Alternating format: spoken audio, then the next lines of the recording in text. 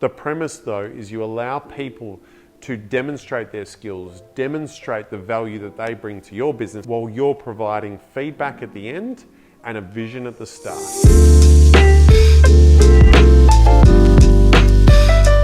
During the Christmas and New Year holidays, every year I find myself sort of to a degree unintentionally going down certain rabbit holes. This year I went down a cooking path. So I'm renowned for enjoying eating, I'm not renowned for cooking.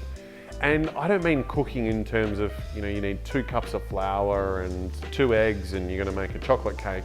I'm not interested in instructional cooking. I'm talking about high level elite chefs and watching shows and YouTube around how they do what they do, because there's a degree of mastery, there's a degree of repetition, and there's a degree of, I could get this one right and I could get the next one completely wrong and it's technically the exact same dish. And I watched a fair bit of Gordon Ramsay's Hell's Kitchen. So if you're familiar with the concept. None of you are working as a team! Where's the lamb sauce? Come on, man. I just need a... This is the lamb sauce. Where's the lamb sauce? And what I noticed about Gordon Ramsay is that he teaches everyone in there the recipes and he has his team teach the recipes. So the structure of the show is you've got Gordon, 2 of his chefs that he trusts explicitly who are previous winners of the show, and then he has this year's competitors. Keith. Yes, chef. Get on the meat section and stay next to him and don't let him cook a thing.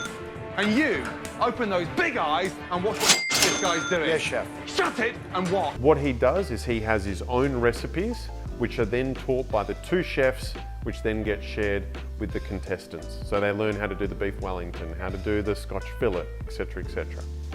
What I find fascinating is when they're in the service stage, Gordon Ramsay yells out the orders, so he gives direction, he tells the people what needs to be produced. 2 halibut, 3 Scotch fillet, 1 beef Wellington. They say yes, heard, and then they time out when it's going to be completed. He does essentially nothing in between other than like motivate, take an interest, monitor things, look for glaringly obvious things, and provides advice. Not a huge degree of impact by him. They're doing the work. And then the last part is he checks. He knows within a fraction of a second if it's undercooked, overcooked, correctly cooked, and then either gets them to redo it, send it off to the customer who's waiting for the meal. Soul Special! Chef, we ran out of the Soul Special. What? I've got 3 on order!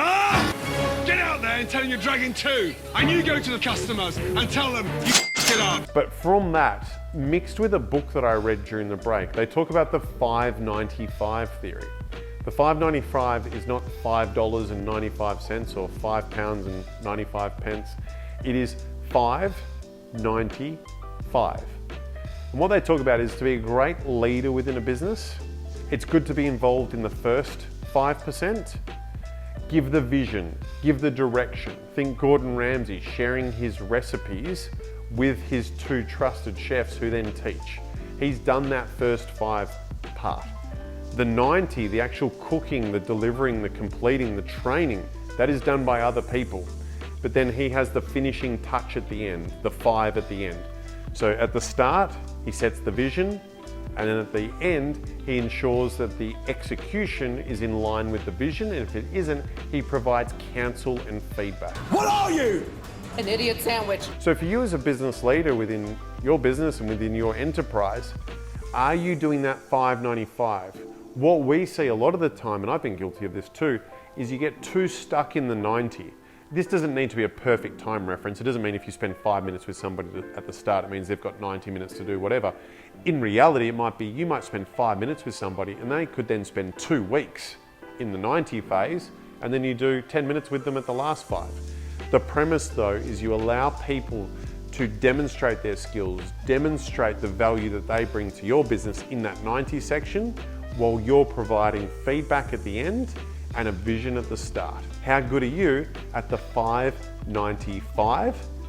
And to reinforce that point, if you feel like you're slipping away, are you being Gordon Ramsay, maybe without the profanities, in the kitchen of delivering the vision and then delivering the meal and getting someone else doing everything in between?